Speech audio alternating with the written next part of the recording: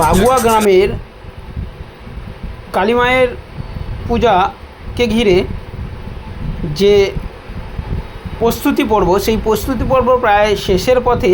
আমি গিয়েছিলাম ভিডিও করতে, তো দেখলাম আর হাতে মাত্র কয়েকটা দিন সময়।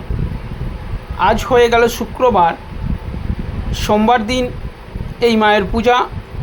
এই পূজাটা হয় জ্যৈষ্ঠ মাসের ফলহারিণী অমাবস্যার দিন।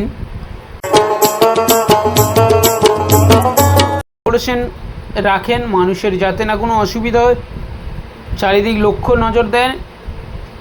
আর যেভাবে প্যান্ডেল সাজিয়ে তুলেছেন বা মন্দিরকে সাজিয়ে তুলেছেন, আর এখানে কিন্তু বহু দর্শনার্থী বা বহু ভক্তবৃন্দ এই পুজোয় আসেন, উপস্থিত হন, মায়ের দর্শন করেন। আর এই বাগুয়া পুজো কমিটি সুন্দরভাবে গত বছরের কিছু ভিডিও আমার কাছে তুলে রাখা আছে, তো সেই ভিডিওগুলোও দিচ্ছি।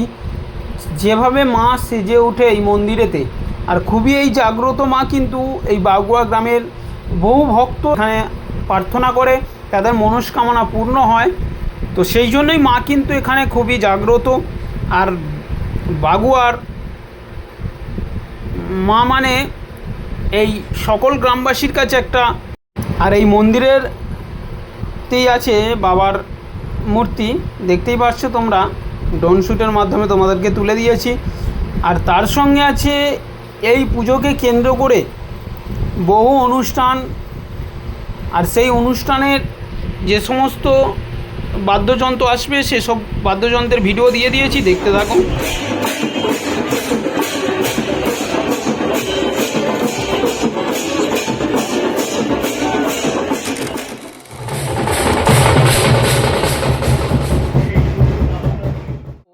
বাগুয়া গ্রামে একটা ঐতিহ্যবাহী 245তম বর্ষের পুজো এবছরে পদার্পণ করেছে। ও সেই পুজোকে কেন্দ্র করে কী কী অনুষ্ঠান বা সেই পুজোকে কেন্দ্র করে কি মানুষের সমাগম হয়, সেগুলো ক্লাবের সদস্য দাদাদের কাছ থেকে আমি জেনে নেব।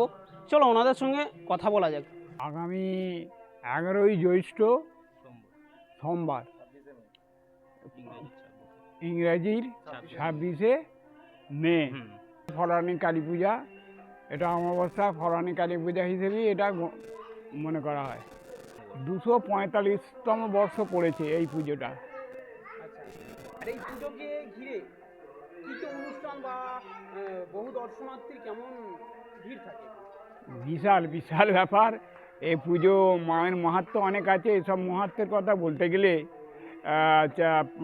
অনেক সময় লাগবে, তবু বলি যে আগে এই পূজায় এত বিখ্যাত ছিল বা মায়ের প্রতি মানুষের এত একটা বিশ্বাস ছিল যে বহু, মানে আমরা ছেলেবেলাতে দেখছি যে বহু, নাম শ্রী রবীন্দ্রনাথ চক্রবর্তী, আমার নাম শ্রী রবীন্দ্রনাথ, আমি মন্দির কমিটির সভাপতি।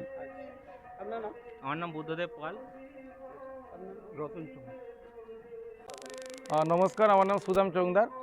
বিষয় বলার মধ্যে একটাই বলবো, এবছর আমাদের 11ই জ্যৈষ্ঠ ইংরাজি 26শে মে 2025 আগামী সোমবার আমাদের মহাসমারোহে যে মাতৃ আরাধনা আপনারা প্রত্যেকেই দেখতে পাচ্ছেন। এই মন্দির আমাদের দেবী মা তৈরি এখনও হয়নি, হয়ে যাবে। আর সেই সাথে প্রত্যেককে আমার সমস্ত দর্শনার্থীদের এবং আমাদের প্রত্যেক শুভানুধ্যায়ী মানুষদের আমরা স্বাগত এবং আমন্ত্রণ জানাবো। প্রত্যেককে জানাই সাদর আমন্ত্রণ। প্রত্যেকের উপস্থিতির মধ্য দিয়ে এই 245তম বর্ষের যে অনুষ্ঠান আমরা আরও অনেকটা এগিয়ে নিয়ে যেতে পারবো, এইটুকুনি আশা রাখছি। এবং আমাদের বিশেষ যে আকর্ষণ, সেই বাজি বাদ্যযন্ত্র সহকারে বিভিন্ন রকম বাদ্যযন্ত্রের মাধ্যম দিয়ে আমাদের যে মাঙ্গলিক ঘট উত্তোলন পর্ব, সেটা আমাদের বিশেষ আকর্ষণ থাকে। আচ্ছা।